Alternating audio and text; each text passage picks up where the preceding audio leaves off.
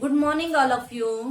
Welcome to class. Girls, आज हम लोग एक नया टॉपिक चर्चा कर रहे हैं और आज का हमारा टॉपिक है अरब राष्ट्रवाद। अरब देशों में जो जागृति आई थी, उन देशों ने अपनी स्वाधीनता के लिए, अपने आप को आजाद करवाने के लिए जो उन लोगों में जागृति आई, उसे ही अरब राष्ट्रवाद के नाम से जाना जाता है। तो सबसे पहले हम अरब क्षेत्र की बात करेंगे कि इसमें कौन कौन से देश आते थे। तो देखिए, ये जो आधुनिक विश्व है, आधुनिक विश्व में पश्चिमी एशिया का महत्वपूर्ण स्थान है। अगर हम पश्चिमी एशिया की बात करते हैं तो पश्चिमी एशिया के देशों में तुर्की है, फिलिस्तीन है, सीरिया है, इराक है, जिसको हम मेसोपोटामिया के नाम से भी जानते हैं, सऊदी अरब है, ईरान है, साथ में मिस्र को भी इसी में ही मान लिया जाता है। क्योंकि देखिए, इन पश्चिमी देशों की जो संस्कृति थी, ठीक है, या जो भौगोलिक क्षेत्र था, मिस्र और इन पश्चिमी एशिया के देशों की संस्कृति और भौगोलिक क्षेत्र एक जैसा होने के कारण मिस्र को भी पश्चिमी एशिया में ही मान लिया जाता है। ठीक है, तो देखो, इसको पश्चिमी एशिया क्यों कहा जाता है? भारत के पश्चिम में स्थित होने के कारण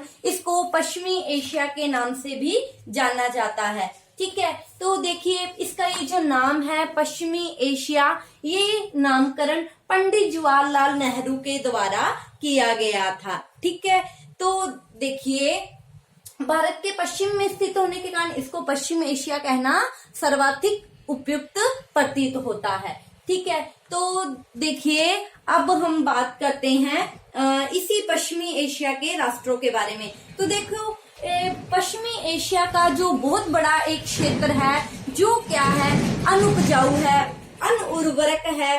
ठीक है, इसके बहुत बड़े भाग पर क्या है, रेगिस्तान फैला हुआ है। रेगिस्तान फैला होने के कारण यहाँ लंबे समय तक किसी उन्नत सभ्यता का विकास नहीं हो सका।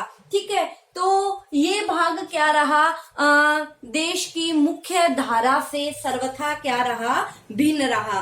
ठीक है, तो इसीलिए इराक है, ग्रीक है, रोमन है, इन विजेताओं ने यहाँ पर अपना प्रभाव स्थापित करने का कोई प्रयास नहीं किया। ठीक है, अब ये जो पश्चिमी एशिया का ये जो भाग है, पश्चिमी एशिया का ये भाग 5 समुद्रों के तट पर स्थित है। ठीक है, तो देखिए, अगर हम इन 5 समुद्रों की बात करते हैं तो इन 5 समुद्रों में भूमध्य सागर है, काला सागर है, कैस्पियन सागर है, लाल सागर है, फारस की खाड़ी है। इन 5 समुद्र तट के किनारे ये क्या है, स्थित है। अगर हम इसकी राजनीतिक स्थिति की बात करते हैं तो राजनीतिक स्थिति में इसमें संयुक्त अरब गणराज्य है, तुर्की है, इराक है, ईरान है, अरब है, इजराइल है, ये इसके प्रमुख क्षेत्र हैं।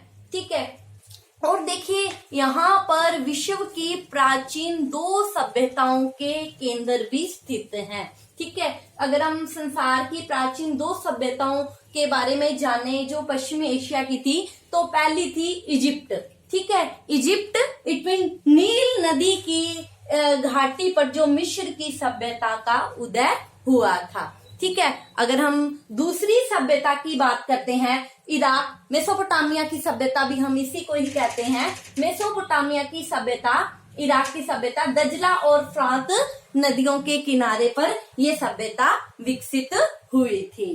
ठीक है, अब देखिए, ये जो पश्चिमी एशिया है, ये विश्व के 3 महाद्वीपों एशिया, यूरोप और अफ्रीका, इनका क्या है, केंद्र बिंदु है। इन तीनों को मिलाने वाला सेंटर पॉइंट कौन सा है?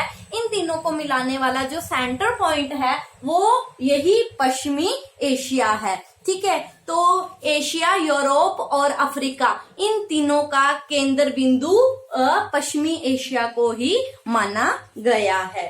ठीक है, तो देखिए, अगर हम बात करते हैं तो सर्वप्रथम हम ईसा से लगभग 4000 वर्ष पूर्व की बात करते हैं तो नील नदी की घाटी पर यहाँ पर मिस्र की सभ्यता का उदय हुआ था और दजला फ्रात नदी के किनारे मेसोपोटामिया की सभ्यता का यहाँ उदय हुआ था। ठीक है, तो पश्चिमी एशिया को क्या माना गया है?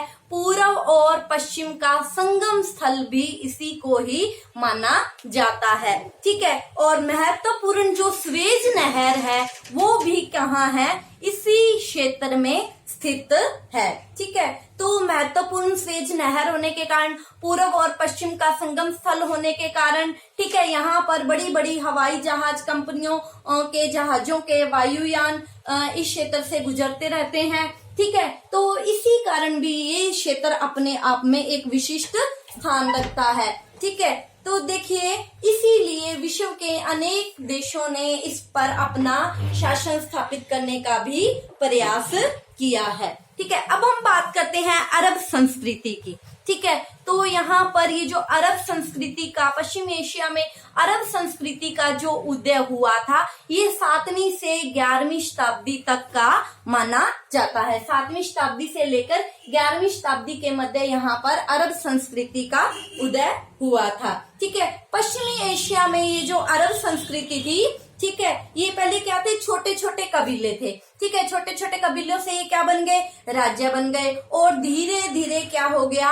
अरब पश्चिमी एशिया विश्व का एक महत्वपूर्ण साम्राज्य बन गया। ठीक है, और अगर हम इस साम्राज्य की बात करते हैं तो ये साम्राज्य, अगर हम पूर्व में बात करते हैं तो पूर्व में सिंधु नदी से लेकर चीन की सीमा से आरंभ होकर ये साम्राज्य पश्चिम में जिब्राल्टर तक, पैरेनिज तक ये क्या है? विस्तृत है। ठीक है, तो इस पश्चिम एशिया के अंतर्गत सभी क्षेत्र इसी में ही आते हैं। ठीक है, तो अब हम बात करेंगे ये जो अरब साम्राज्य था, इसको संगठित करने के लिए, अरब साम्राज्य को संगठित करने के लिए 2 महत्वपूर्ण तत्वों का योगदान रहा था। और ये 2 महत्वपूर्ण तत्व कौन कौन से थे? एक इस्लाम धर्म और दूसरा अरबी भाषा। इस्लाम धर्म और अरबी भाषा। आप सब लोगों को पता ही है कि इस्लाम धर्म के जो प्रवर्तक थे मोहम्मद पैगंबर साहब थे। ठीक है, मोहम्मद पैगंबर साहब ने ईश्वर में विश्वास करते हुए ऊंच नीच को कोई स्थान नहीं दिया था। ठीक है, और उन्होंने क्या किया था? मनुष्य मात्र की एकता स्थापित करने के लिए उन्होंने अपने यहाँ अपने उपदेश दिए। ठीक है, और इन उपदेशों ने, जो एकता की भावना थी, इसी एकता की भावना ने, इसी उपदेशों ने क्या किया था? यहाँ के लोगों को प्रभावित किया था। और इस्लाम धर्म में कहीं भी ऊंच नीच नहीं थी। ठीक है, छोटे बड़े का कोई भेदभाव नहीं था। ठीक है, इस्लाम धर्म के जो सिद्धांत थे वो क्या थे? बहुत आसान थे। ठीक है, तो इसी कारण यहाँ पर अरब वासियों के लिए जो इस्लाम धर्म था, ये ओनली धर्म ही नहीं था, ये समाज, दर्शन और व्यवस्था का भी क्या था? एक अंग था। ठीक है, देखो ये जो इस समय मुस्लिम अरबों का शासन इन प्रदेशों पर था। ठीक है, मुस्लिम अरबों का ये जो शासन था, इसकी एक विशेष योग्यता ये थी कि अगर पहले हम बात करें कि इन क्षेत्रों में जो लोग रहते थे, अरब क्षेत्रों में ओनली मुस्लिम संप्रदाय के लोग ही नहीं थे। यहाँ पर ईसाई, यहूदी, फारसी अनेक लोग रहते थे, लेकिन जो शासन का आधार था वो इस्लाम धर्म था। इस्लाम धर्म आधार था, लेकिन यहाँ के जो इस्लाम शासक थे, राजा थे, उन्होंने कहीं भी अपनी प्रजा के साथ कोई बुरा व्यवहार नहीं किया था। इतना ही था कि जो गैर इस्लामिक लोग से, उनसे एक तरह का एक कर वसूल किया जाता था। ठीक है, और इनके जो कानून थे अरब लोगों के, ये क्या थे? कुरान पर आधारित थे। जो गैर मुसलमान लोगों पर कानून लागू नहीं होते थे। ठीक है, और इनका जो आधार था, सामाजिक आधार या हम कहें सामाजिक संगठन, वो अन्य धर्म के लोगों की अपेक्षा क्या था? उत्कृष्ट था, जिसमें कोई भेदभाव नहीं था।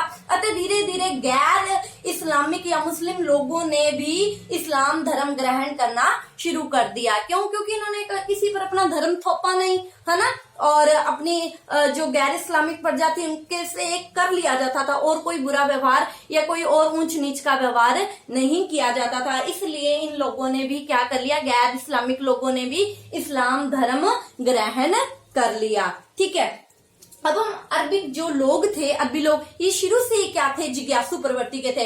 अरब के लोगों ने गणित है, ज्योतिष है, चिकित्सा शास्त्र है आदि का ये जो ज्ञान है इन्होंने क्या किया था, भारतीयों से लिया था। इसके अलावा इन्होंने ग्रीक ग्रंथों का भी अरबी भाषा में अनुवाद करवाया था और इन्होंने अलेक्जेंड्रिया नामक एक विशाल पुस्तकालय ग्रीक भाषा का अध्ययन करने के लिए, ग्रीक ग्रंथों का अध्ययन करने के लिए स्थापित किया था। ठीक है, और ये अरब जो लोग थे धीरे धीरे क्या करते गए, एक अपने ज्ञान को इकट्ठा करते करते करते इन्होंने एक सुसंस्कृत सभ्यता का निर्माण कर लिया था। अब देखिए जो अलबरूनी की बात करते हैं, अलबरूनी जो गणित और चिकित्सा शास्त्र भी था, खगोलवेत्ता भी था, ये कहाँ से आया था, यहीं से तो आया था, भारत आया था। तो अलबरूनी कहाँ से आया था, यहीं से तो आया था। ठीक है, और इन्होंने 14वीं शताब्दी तक इनके यहाँ अरब लोगों में अनेक बड़े बड़े विद्वान आ गए थे और इनकी जो संस्कृति है वो काफी उन्नत हो चुकी थी।